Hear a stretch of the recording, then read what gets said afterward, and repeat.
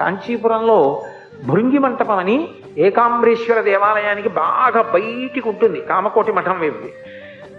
పర్వదినాల్లో పల్లకీలో అమ్మవారితో కలిసి సుగంధ కుంతలాంబతో కలిసి ఆ భృంగి మంటపానికి వస్తాడు. వచ్చి భృంగికి దర్శనం ఇచ్చి లోపలికి వెడతాడు.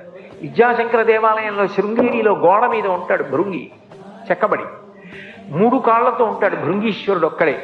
అటువంటి భృంగి వచ్చి ప్రథమోత్తముండు, ప్రథమ గణాల్లో ఉత్తముడు, భయపడకురా నీకేం బెంగలేదని బొటనవేలుతో విభూతి పెడతాట. ఎవరికి? కాశీపట్టణంలో ప్రాణోత్క్రమణం అవుతున్న వాడికి. మళ్ళీ వెనక్కి వచ్చి గుర్తు తెచ్చుకుంటూ ఉండండి. చల్లటి తల్లి, ఆ గంగకి అధిష్టాన దేవత గంగమ్మ ఉందే, ఆవిడ రూపంతో తెల్లటి బట్ట కట్టుకుని నడిచి వస్తుంది గంగమ్మ. గంగమ్మ అనుగ్రహిస్తుంది. గంగకి అధిష్టాన దేవత ఉంది, ప్రతి నదికి ఉంది. తెలిస్తే తెలిసినట్టు ఉండాలి, తెలియకపోతే తెలియనట్టు ఉండాలి. అంతేగాని నదులకు ఉంటారా? నదులు పుణ్యజలాలా? నదుల్లో స్నానం చేస్తే పుణ్యం వస్తుందా? అదో మెట్ట వేదాంతం. మరి అలాంటప్పుడు నదుల గురించి పురాణాలు అన్నింటిలో అంత గొప్పగా ఎందుకు మాట్లాడారు? శంకరాచార్యులు వారు నర్మదాష్టకం ఎందుకు చేశారు? గంగాష్టకం ఎందుకు చేశారు? నదులు గొప్పవి కాబట్టే కదా. గంగకి అధిష్టాన దేవత ఉంది, ఆవిడ ప్రీతి పొందుతూ ఉంటుంది.